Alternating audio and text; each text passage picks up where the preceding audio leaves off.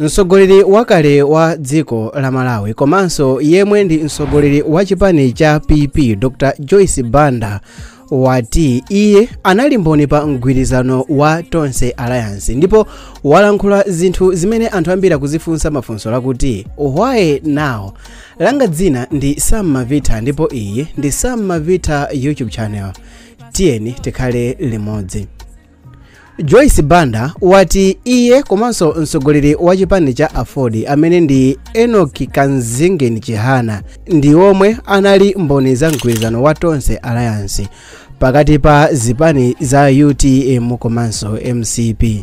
Mtsogoleriyo wati mfundo yayikulu kwambiri pa mgwirizano unali wakuti mtsogoleri wa chipani cha MCP Dr. Lazarus Makathi Chakwera alamulire zaka zisanu, kwinako Dr. Saulus Chilima atenge zaka zina zisanu.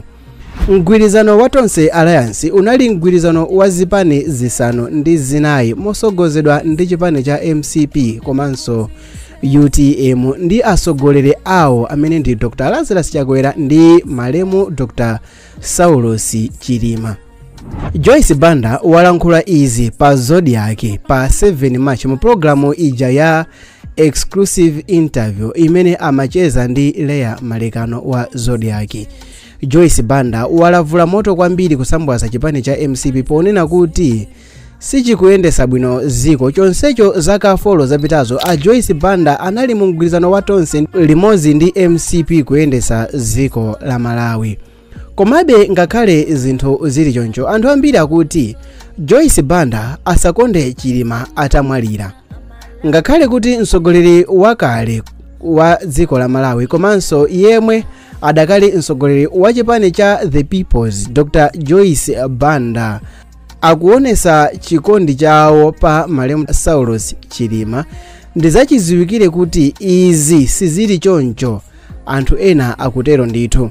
Amalawi akukumbukira bwino lomwe kuti Dr. Joyce Banda anamuchita nkhanza malemu Chilima ali moyo mu chaka cha 2019 pamene Amalawi amayandikira zisankho.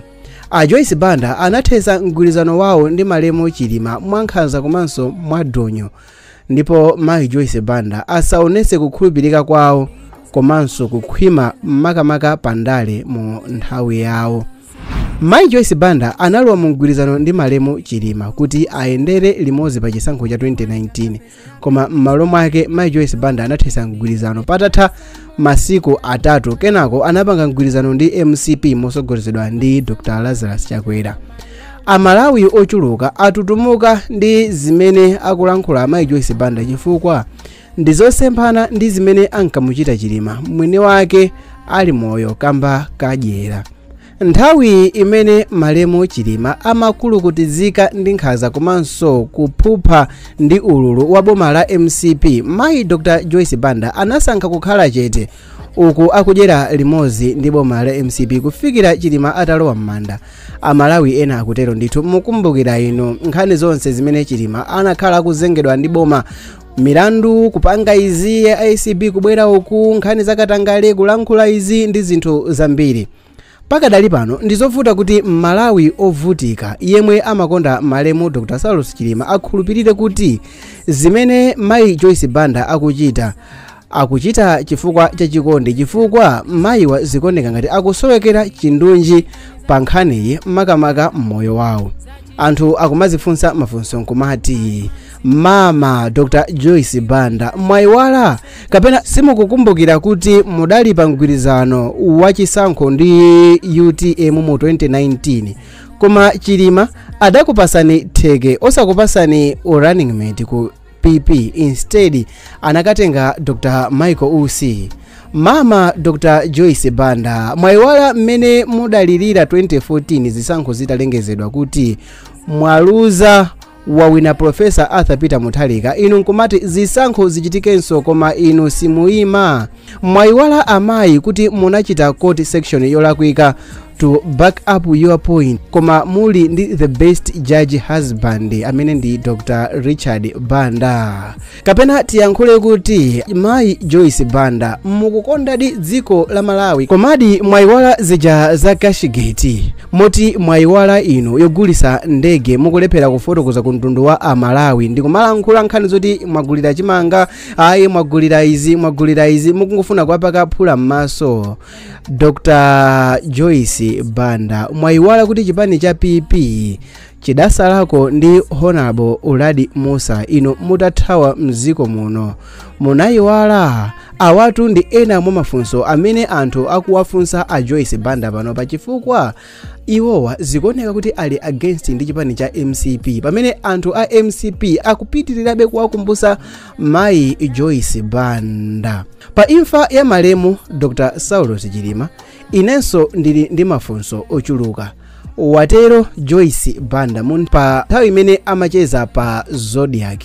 Koma bwanji ndikuwuzeni kuti Joyce Banda iyenso akuti ali ndi mafunso ochuluka zedi pa zimene zidachitika pa siku limene wachiwiri wakale kwa mtsogoleri wa dziko la Malawi malemu Saulos Chilima adafa pa ngozi ya ndege ndi anthu ena 8 aja ku Chikangawa. Pakuyankhula kwake Joyce Banda wati position ya Mary Chilima pa imfa ya Saulos ndi position yomwenso a Joyce Banda ali nawo sakusintha chifukwa chakuti nawo a Joyce Banda sakumvesesa za mmene Chilima anafera. A Joyce Banda akuti iwowa akunena poyera kuti mafunso awo pa zimene zinachitika pa 10 Juni mchaka cha 2024 sanayankhidwe, sakuziwa kuti nkumaganiza motani kupita kusogolo. A Joyce Banda akuti pa zimene Commission of Inquiry inatulusa pa ripoti ya commission inali zosamveka ndipo inangobweresanso mafunso ochuluka. A Joyce Banda akuti Commission of Inquiry was contradicting itself, so iwowo sakuziwa choti aganize pa zimene tinauzidwa ndi zimene zinachitika pa ngozi ya ndege ija. A Joyce Banda anapitiriza kuuza mtolankhani wa Zodiac TV ponena kuti mtolankhaniyo angowasiya chifukwa kuwafunsa mafunso a Joyce Banda pa imfa ya Chilima chifukwa chakuti a Joyce Banda sakuziwa iwo si waza science komanso iwo si pathologist kuti aziwe kuti munthu umatha kufera mmwamba ndiye ukamafika pansi umakhala opanda magazi amakhala kuti mthupi mulibe.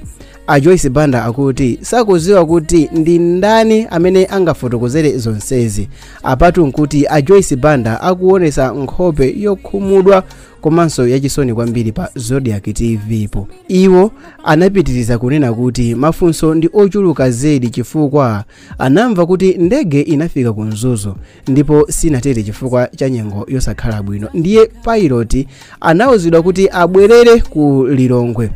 A Joyce Banda anapitiriza kunena kuti komatu pilot yo akanatha kupita ku Kalonga kumene kunali pafupi ndi kufonse kuti kunalibeko chifunga komanso ripotiro linabwera nkumanena kuti ndege sinafike ku Mzuzu. Timu imene imafufuza ndege inapita kumalo kumene sikunali ndege koma ndege inapezeka kumalo kopanda mitengo ndiye izi zinabweresa mafunso kwambiri, anatero Joyce Banda.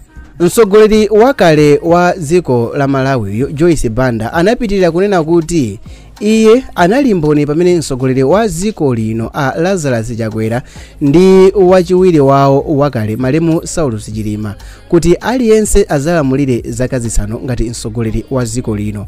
A Banda akuti koma izi sizinatheke kamba kachiganizo cha Achakwera pamene anabwera poyera kuti iwowo ayimanso pa udindo wa president kusemphana ndi zimene iwowo analonjeza nzawo pa mgwirizano. Mayi Banda anasunsanso kuti iwowa adachoka mu mgwirizano kamba kakuchosedwa pa unduna kwa mwana wawo Roy yemwe adakhala pa udindowo kwa miyezi 5 A Banda ati palibe chimene akadachita kamba kakuti mphamvu zosankha nduna zili manja mwa Chakwera ngati mtsogoleri. Pa zimene akukonzekera pa zisankho za chaka cha 2025 A Banda akuti iwowo anaweruka ndipo samafuna kuzapitiriza ndale koma anadabwa kuona kuti anthu osachita chipani cha The People's atawavotera kuti iwowa akapezeke pa ballot paper kamba kwakuti anayitanidwanso kuti apulumuse dziko la Malawi pa mavuto amene akumachitikawa. Banda ati Amalawi ndi amene awauza kuti abwererenso ku ndale ndipo ali ndi chikhulupiriro kuti anthu wadi akuwafuna mayiwa kuti atumikirenso dziko lino kamba kakuti ali ndi ukadaulo oyendetsa zinthu bwino. Pakuthekera kopanga mgwirizano ndi zipani zina, Joyce Banda ati sikuyenereka kuti dziko lino lizikanamiza zipani kulowa mu mgwirizano kamba kakuti mbuyomu zidachitikapo pomwe Malawi adakakamiza zipani zochuluka kuti zikhale mu mgwirizano umene zosatira zake sizinathe bwino. Langa zina ndi Sam Mavita ndipo ndimapanga ma videos osiyanasiyana. Zonse zimene ndayankhula mu videos simaganizo anga koma tangochita sample zimene adayankhula mayi Joyce Banda pa programu imene adacheza ndi mtolankhani wa Zodiac. Ndi cholinga chokuti tikupasireni mu video imodzi kuti muzimvetsese bwinobwino. Zina langa ndine Sam Mavita, ndimakhala tikupanga ma videos osiyanasiyana. Cholinga chake ndi chimodzi, tikupasireni nkhani zokuti muzizisata kuti zikuyenda bwanji mu dziko lathu. Ngati mwayikonda video iyi ndipemphe kuti muchite subscribe pano pa Sam Mavita YouTube channel. Tikumanenso ma video ina awiri osadira. Musayiwale tili ndi channel cha Kulinji chimene timakupasirani nkhani zimene zachitika siku lomwelo Malawi. Timazichita correct, timakupasirani madzulo nkhani zonse zimene zachitika in a one video. Tikaonane komweko ku Kulinji TV in a minute. Bye.